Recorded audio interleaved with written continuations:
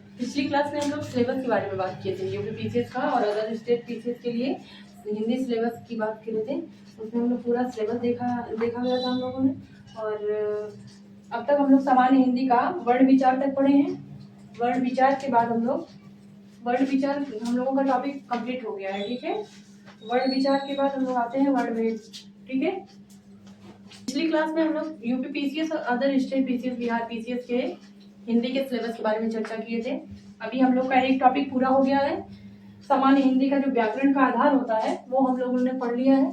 अभी उसके अगले टॉपिक में जो वर्ण विचार है, अगली टॉपिक हम लोगों का वर्ण विचार है। आज हम लोग वर्ण विचार के बारे में पूरा डिटेल से जानेंगे। और क्योंकि व्याकरण का जो आधार है, बेस है, उसका हम लोग अध्ययन कर चुके हैं, ठीक है। अभी सेकेंड टॉपिक हम लोगों का है, क्योंकि हम लोग स्टेप बाय स्टेप चलेंगे, ठीक है। पूरा हिंदी को डिटेल में पढ़ेंगे। आइए वर्ण विचार देखते हैं। इसमें क्या है वर्ण विचार में, भावों या विचारों की संप्रेषणीयता के लिए भाषा की आवश्यकता होती है, ठीक है। संप्रेषण मतलब होता है वार्तालाप, बात का आदान प्रदान करना, ठीक है, संप्रेषण। तो भावों या विचारों की संप्रेषणीयता के लिए भाषा की आवश्यकता होती है।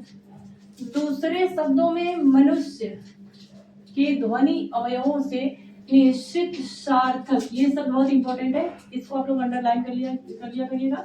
सार्थक ध्वनि समूह को भाषा कहते हैं, ठीक है। भाषा के माध्यम से भावों या विचारों का संप्रेषण बोलकर या लिखकर, दो तरह से कर सकते हैं, बोलकर या लिखकर किया जाता है। बोलने के लिए ध्वनि की आवश्यकता होती है, ठीक है। बोलने के लिए ध्वनि की और लिखने के लिए लिपि की आवश्यकता होती है, ठीक है।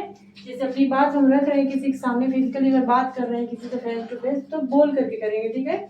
एक लिखित रूप में देते हैं, उसी को यहाँ बताया गया है कि भाषा के माध्यम से भावों या विचारों का संप्रेषण बोलकर या लिख करके करते हैं। ध्वनि या लिपि की छोटी से छोटी इकाई, ध्वनि या लिपि की छोटी से छोटी इकाई को वर्ण कहते हैं, ठीक है। वर्ण अक्षर, वर्ण को ही मोटे तौर पे, ठीक है, वर्ण को ही मोटे तौर पर अक्षर भी कहते हैं। दूसरे शब्दों में कहा जा सकता है कि लेखन या मुद्रण, ठीक है, स्पष्ट दिखाई दे रहा है ना, लेखन या मुद्रण के स्तर पर भाषा कुछ चिन्हों के माध्यम से व्यक्त होती है, ठीक है, जिसे लिपि कहते हैं। हिंदी भाषा की लिपि, जैसे कि आप लोगों को पता है, हिंदी भाषा की लिपि देवनागरी है, जो ब्राह्मी से उद्भूत या उत्पन्न है, ठीक है, ब्राह्मी से उद्भूत हुई है। इतना क्लियर हुआ टॉपिक। आइए आगे देखते हैं। अब हमारी अगली टॉपिक वर्ण विचार का, वर्ण विचार में ही वर्ण भेद पढ़ेंगे, ठीक है। वर्ण भेद, वर्णों को दो भागों में विभक्त किया जाता है, एक स्वर वर्ण, दूसरा व्यंजन वर्ण, ठीक है। वर्ण भेद, ये वर्ण विचार था, वर्ण विचार के भेद पढ़ेंगे हम लोग, पढ़ रहे हैं। वर्ण भेद, वर्णों के दो भागों में विभक्त किया जाता है वर्णों को, स्वर और व्यंजन। स्वर वर्ण में आइए जान लेते हैं क्या है। स्वर वर्ण में ये वे वर्ण हैं जो स्वयं में स्वतंत्र होते हैं, इन्हें किसी भी व्यंजन की जरूरत नहीं होती, ठीक है। ये अपने आप में पूर्ण है, स्वतंत्र है, इन्हें किसी के सहयोग की जरूरत नहीं पड़ती है, इनसे बल्कि सभी चीजें उत्पन्न हुई हैं, ठीक है। इनको मिलाने से ही व्यंजन बनता है। स्वर ऐसा है कि ये अपने आप में ही स्वतंत्र होते हैं, इनके उच्चारण में किसी अन्य वर्ण की, देखिए दिया है, किसी अन्य वर्ण की आवश्यकता नहीं होती है, ठीक है। ये अपने आप में ही पूर्ण है। इनकी कुल संख्या 11, स्वर वर्ण जो है वो 11 माने गए हैं। यद्यपि विद्वानों में स्वर या व्यंजन ही नहीं है, ठीक है, समझ में आई। यद्यपि विद्वानों में स्वर या व्यंजन ही नहीं है, अभी तो पूरी वर्णमाला को ही वो लोग मान लिए हैं।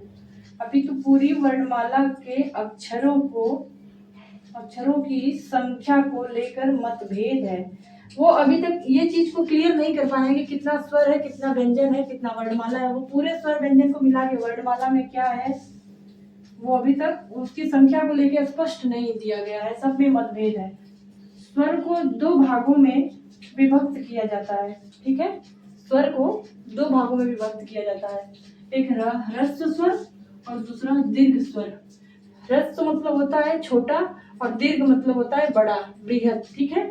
ह्रस्व में कम समय लगता है, साधारण शब्दों में सब जान लीजिए, कभी भी लिखित नहीं उतना समझ में आता स्पष्ट, लेकिन बोलचाल की भाषा में कहें तो ह्रस्व मतलब छोटा या कम, दीर्घ मतलब बड़ा या ज्यादा। तो ह्रस्व मतलब कम समय लगता है, दीर्घ मतलब ज्यादा समय लगता है। जैसे अ, ई, उ, री, ये 4 वर्ण मूल हैं, ठीक है, ये मूल हैं, ये वर्ण ह्रस्व माने जाते हैं। अ, ई, उ, री, ये 4 वर्ण ह्रस्व माने जाते हैं। आ, ई, उ, ए, ऐ, ओ, ये 7 वर्ण जो है वो दीर्घ हैं, दीर्घ स्वर माने जाते हैं, ठीक है। क्योंकि ये देखिए ह्रस्व का मतलब ही होता है कम समय में या छोटा। अ बोलिए कम समय लग रहा है, आ बोलिए इससे ज्यादा समय लग रहा है, ई बोलिए कम समय लग रहा है, बड़ी ई बोलिए ज्यादा समय लग रहा है। ये छोटा ऊ है, इसको ऊ कहेंगे तो कम समय लगेगा, दीर्घ है, सॉरी ह्रस्व है। अभी यही बड़ा ऊ को ऊ कहेंगे, खींच के कहते हैं, तो इसमें ज्यादा समय लगता है, इसलिए ये दीर्घ माना जाता है। ये री है, ये भी ह्रस्व स्वर में ही आता है। अभी ये ए है, ए कहेंगे तो थोड़ा देर तक बोलना रहता है, इसलिए ये दीर्घ माना गया है। अभी ये ऐ है, डबल मात्रा, ऐ भी आपका दीर्घ में ही आएगा। ओ में भी आपका ओ भी दीर्घ ही माना जाएगा, ठीक है। इनकी संख्या 7 होती है, ठीक है। काउंट कर लीजिए, 1 2 3 4 5 6, 1 2 और 7 वर्ण दीर्घ स्वर माने जाते हैं। इस प्रकार स्वरों की सर्वाधिक मान्य संख्या 11 है, ठीक है। और दीर्घ जो है, देखिए स्वर वर्ण में स्वर वर्ण को 2 भागों में बांटा गया है, एक ह्रस्व है, एक दीर्घ है। ह्रस्व स्वर, दीर्घ स्वर, एक तीसरा भी पढ़ते हैं जो कि संस्कृत में पढ़ा जाता है, वो खास करके वेद पुराण जब पढ़ते हैं तो वेदों में प्लुत स्वर भी आता है, ठीक है। स्वर वर्ण को 3 भागों में बांटा गया है, एक देखिए ह्रस्व हो गया, एक दीर्घ हो गया, यहीं पे एक आता है प्लुत स्वर, ठीक है। ये प्लुत भी होता है। प्लुत जो है हम लोगों का वेद पढ़ने के काम आता है, ये ज्यादातर वेद में ही हम लोग इसका उपयोग करते हैं, पढ़ते हैं। फिलहाल हमें ह्रस्व और दीर्घ स्वर ही पढ़ना है। ह्रस्व का मतलब होता है कम समय लेना, ठीक है, छोटा या कम। दीर्घ का मतलब होता है बड़ा या बृहद, ज्यादा समय लेता है। उसी को यहाँ बताया गया है। अ, ई, उ और री, ये दीर्घ ह्रस्व स्वर के अंतर्गत आते हैं, जिनकी संख्या 4 है, ठीक है। अभी ह्रस्व स्वर माने जाते हैं। अभी उसी में आइए दीर्घ को देख लेते हैं। दीर्घ में आ, ई, बड़ा उ, ए, ऐ, ओ और औ, ठीक है। इस दो को आप लोग विशेष ध्यान दीजिएगा, कभी कभी मिस्टेक होता है वहां पे। ओ और औ दोनों हैं, ये आते हैं आपके दीर्घ में, ठीक है। इनकी संख्या 7 बताई गई है, ठीक है। दीर्घ स्वर का संख्या 7 बताया गया है, दीर्घ स्वर माने जाते हैं। इस प्रकार स्वरों की सर्वाधिक मान्य संख्या 11 है, ठीक है। अगर क्वेश्चन पूछेगा 11, अगर क्वेश्चन ऐसे उठता है कि दीर्घ स्वर और ह्रस्व स्वर की संख्या बताइए, या तो 4 स्टेटमेंट देगा, 5 6 7 11।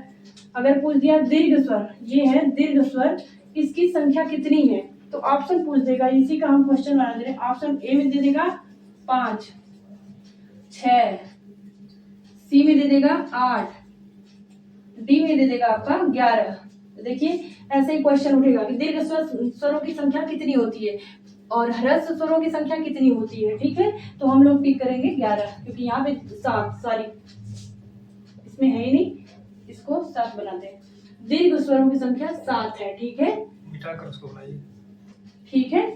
7 क्वेश्चन पूछने का मैं आपको बता रही हूँ कि ऐसे ही क्वेश्चन पूछे जाते हैं। और फिर पूछ देगा कि ह्रस्व स्वरों की संख्या कितनी है, तो यहाँ पे 4 दिया है, ये क्वेश्चन बदल देगा, तो यहाँ पूछ देगा ह्रस्व स्वरों की संख्या 4 है, यही 4 ऑप्शन दे देगा, आपको कोई डिजिट दे देगा और आपको एग्जैक्ट याद रखना रहेगा कि हाँ कौन सा कितना है। एक ट्रिक भी है, अभी अगले क्लास में हम आपको बताएंगे जब वो उसका टाइम आएगा। तो अभी फिलहाल ये आप लोग, अगर आपको समझ में आ गया हो तो अच्छी बात है, नहीं समझ में आया होगा तो और अच्छी बात है, ताकि आप लोग कमेंट बॉक्स में बताइए कि क्वेश्चन, ये हम लोगों का जो वर्ड विचार का टॉपिक है आज ये कंप्लीट हुआ। इसके पहले हम लोग व्याकरण का आधार पढ़े हैं, आधार में हम लोग बेसिक चीजें बताया गया है, उसमें आप लोग देख लीजिएगा कि व्याकरण कहते किसे हैं, क्योंकि हर एक भाषा का एक न एक सुनिश्चित व्याकरण होता है, ठीक है, चाहे वो उर्दू हो, संस्कृत हो, हिंदी हो, इंग्लिश हो, कन्नड़ हो, मराठी हो, हर एक भाषा का अपना एक मूल व्याकरण होता है। व्याकरण के बिना कोई भी भाषा आप सार्थक रूप से नहीं बोल सकते, ना ही उसका कहीं उपयोग हो सकता है, क्योंकि अर्थ में ही अनर्थ होता है, ठीक है। तो व्याकरण जो है वही मूल होता है किसी भी भाषा का। तो आज हम लोग दूसरी टॉपिक पढ़े हैं वर्ण विचार। इसमें जो चीजें आपको नहीं समझ में आई हो कमेंट बॉक्स में करिएगा, कमेंट करिएगा, अगले क्लास में हम उसको जरूर लेंगे यहाँ पे और बताने की कोशिश करेंगे ज़्यादा से ज़्यादा सरल तरीके से, ठीक है। कल भी मिलते हैं अगले टॉपिक के साथ, धन्यवाद।